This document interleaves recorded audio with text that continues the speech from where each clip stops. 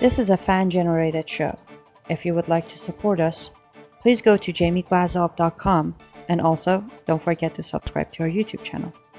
All your support is greatly appreciated. Jihadist Psychopath by Dr. Jamie Glazov. I will tell you as an expert on Sharia, as a former child bride who has suffered and faced my own jihadi psychopath. I want you to go and order this book on Amazon.com or go to jamieglazov.com. Get a copy for yourself. You know why? Because you need to be equipped with the knowledge to fight our enemy so you can save your daughters and your granddaughters from future of Islam. Good evening. Welcome to the Jamie Glazov Moment. Tonight, strip joints forced to hire Burqa-Women? Question mark. Welcome to the exhilarating and utopian Islamophobia-free world. That's right, ladies and gentlemen, the Islamophobia-free world is being ushered in, and it's utter ecstasy and utopia. Now, before I get to the subject this evening of strip joints being forced to hire Muslim women in burqas, there's a question mark at the end of that. Let me just share one of the recent developments of the West's suicide and surrender to Sharia and to stealth jihad and to jihad. This past March, a Muslim woman in France wearing a hijab applied for a job at a lingerie shop, okay? And the name of the shop is Itam. It's in the southern city of Montpellier in France. Now, this Muslima, her name is Umayma, afterwards alleged that her application was rejected because the manager told her that women in hijab would not be accepted. So evil, so Islamophobic. Oh, sorry, let me get back on track. Now, Umayma has made a video. It was posted on Twitter, viewed more than about 240,000 times now. And in the video, she's claiming that, guess what? She was a victim of racism. That manager's such a racist. What race is Islam again? I keep forgetting. Oh, now, this Muslim woman complains how, quote, difficult it is to live and study and work with a hijab in France, end of quote. Oh, the poor woman. Oh, just suffering so much. You know, I just can't help from wondering, if you want to wear a hijab so much, why don't you go live in a country where Sharia law is the rule of the land? Oh, I forgot, Hijra is in place, and Islamist main objective is to take over the world and to establish a caliphate in the West. Sorry, I forgot about that. So this lady has called for a boycott of this lingerie shop, and a lot of fury within the Muslim community has broken out, and there's threats of a boycott, etc., etc. Now, guess what the store did? Etam surrendered right away. What a surprise. And it issued a statement saying that the incident does not reflect its values. What happened to the manager? He was fired. What a surprise. And the store itself, the hires up, or the representatives or whatever, called Umayma to apologize. Now, here was the trouble in France in terms of this particular incident. Technically, in France, what's happening is that according to French law, employers cannot refuse employment to someone simply because of their religious beliefs. And I guess wearing the hijab is part of a religion. Yeah, I thought it was something connected to race. Oh, sorry, I shouldn't be bringing that up. Now, so these religious beliefs include, obviously, visible religious symbols. So this is the trouble that this store Etam found itself in. Ladies and gentlemen, what stealth jihad is doing to us, what Sharia is doing to the West, it's creating all of these absurd, surreal nightmares, Kafkaesque nightmares, and how the West is dealing with it And of course, because of our surrender and our suicide, it's taking on all these absurd dynamics. Now, Hugh Fitzgerald over at Jihad Watch, who does excellent work, he's reported on this at Jihad Watch. The title of the blog is "Lingerie Shop in France Wouldn't Hire Hijabbed Muslim, complaints of widespread Islamophobia follow." So just look up Hugh Fitzgerald and you can read up on this story. But Fitzgerald makes a very important point. Quote, he writes, "This was not a grocery store or a bakery, but a lingerie shop. It is not racism for a lingerie shop to reject a hijab-wearing woman as a saleswoman. The nature of the product being sold, come hither lingerie, clashes with the message of modesty that the hijab signifies. This was not an expression of Islamophobia, but a marketing decision," end of quote. Very good point by Fitzgerald. He also points out that the manager's decision was actually based on another part of French law, which is called the El Khomri law of 2016, which requires employees to show a, quote, total neutrality in their appearance. So we can see how these different laws and all these different values are clashing now. And one of the values, of course, is the West's worshiping of multiculturalism, if you can call that a value, and the surrender to Sharia law. Now, Fitzgerald at Jihad Watch, he shows the hypocrisy and double standards that we're living in, because he puts the shoe on the other foot. So he writes, quote, "Consider this hypothetical. A French woman, unhijabbed and wearing slacks, applies for a job at a halal grocery. Shouldn't the halal grocery have a right not to hire her as someone whose appearance would be predictably disruptive for customers? How does that hypothetical differ in principle from the real case of the lingerie shop in Montpellier? It doesn't," end of quote. Very good point by Fitzgerald. So, of course, we see that when followers of the religion of peace come to non-Islamic lands, we have to accommodate to Islam. But when the kafir tries to live by his or her own way, either under Islam or even in his or her own society, we still have to surrender to Islam. That's how things are working here. Just a few thoughts here before I get to my main point about the surreal world we're entering in. As I said earlier, Umayma doesn't have to wear the hijab if she wants to have a job. But then again, yes, she does, because Islam commands it.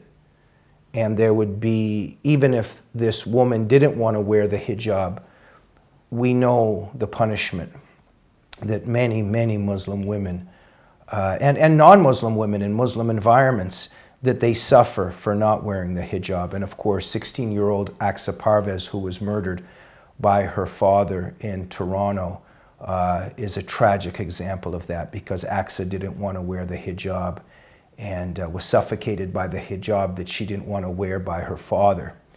And Robert Spencer has documented the awful suffering of so many Muslim women and non-Muslim women who have dared not to wear the hijab. And just do a Google search on that and you can read Robert's work, very important work that he's done. So earlier I also said that if Umayma doesn't want to wear the hijab, if she so badly wants to wear the hijab, she can always move to a Sharia environment. But as I mentioned earlier, I just want to really emphasize this here, because a lot of people, a lot of conservatives especially, when they talk about this, they always say, oh, well, you can go move somewhere, get out of this country and go live the way that, that you want to live. If you want Sharia, go to a Sharia environment, like I just said. But I'm being sarcastic, because they're not going to do that. The Muslims who are devout and that are here for many different reasons, but one of the reasons that a lot of the followers of the religion of peace are here, and why they're not going to go and wear a hijab somewhere else and other things that obey Islam, is because hijra is actually happening. And hijra is jihad by immigration. So they are bringing Islam to the kafir territory and subjugating the kafir, which they are supposed to do and commanded to do. So that's what's happening. It's hijra, and it's the conquering of our society, which we see, by the way, happening right before our eyes and in this case. So what does this case show us, my friends? Think about this. Because of this turning point now in this particular event that I've just discussed, we know where we're headed now. This manager's been fired, the point has been established. We're going to see women now in hijab, in niqabs, and in burqas, in lingerie shops. Okay? This is what's going to be happening now. So just think of this. So I kind of just was thinking about other possibilities, other things that are going to start happening. So I have a question now. Just because also lingerie, it's also connected a little bit to the world of sensuality and sexuality and nakedness, etc., and intimacy and, those kind of elements in the human condition. I kind of take it to the next step now, just wondering where we're headed. Let's say a woman in a burqa applies at a strip joint. This is just a question. And she doesn't even want to strip at the strip joint. She just applies at the strip joint, and she wants to wear her burqa, and she wants to just walk around on the stage, maybe even sit on the stage while in her burqa, but she's not going to strip at all. She's just going to sit there. And I know some of you are like laughing right now or thinking, Jamie, you're being silly. This is ridiculous. No, no, no, no. My friends, we're entering a very ridiculous world and a nightmarish world, where all these bizarre scenarios are now playing out. So I have a question. Can the strip joint, the owner, the manager, reject this woman in the burqa from working at the strip joint in the way she wants? It's her religion. It's her culture. It's her race, quote unquote. Don't ask me how, but this is racism. Racism kind of plays a role here somewhere, so that's why I said it. So who are we to say what stripping really means and what it involves? This is a serious question. So we now have women in niqabs and burqas selling lingerie in lingerie shops. This is what's going to be happening. So is it really that surreal? Is it really that absurd or Kafkaesque, as I always say, to imagine that this is what's going to start happening now in, let's say, the Western world in terms of strip joints? And by the way, I'm not promoting strip joints. I'm not opposing strip joints. I'm just giving an example of what's happening in our society in terms of all of these absurd scenarios. And I'd like to ask my audience, am I wrong? Where am I wrong that we're going to be entering this situation now where women in burqas are going to be sitting on a stage in their burqas at a strip joint? Because where's our society going with this? And in terms of the details, how will this be forbidden? But on a serious note, though, in terms of this perhaps silly example, but at the same time, my friends, a very real example in terms of what's happening to our society. And again, I'm stressing here that the Glazov Gang is not coming out as a big cheerleader of strip joints or as a great opponent of strip joints. I'm simply bringing up an example here of the surreal absurdity that happens when evil begins to take over in a society, but that a certain sadistic element exists in it too, in terms of total perversion and absurdity of what it begins to do to people who are surrendering or are in captivity. When we study, for instance, the Gulag Archipelago, when we study what happened under the Nazis, when we study what happened under Saddam Hussein, when we study the North Korean Gulag, we also know that there's an element of the people who are in power, really sadistically tormenting people and their captives in a very, very sick and inhuman way. And what I'm saying here is we're entering a world now in terms of what Sharia is doing to us and our surrender, where we actually have now, and we're going to have women in burqas selling lingerie. And my overall point is, do not be surprised that men are going to be sitting in strip joints during a certain transition until the strip joints will be eliminated.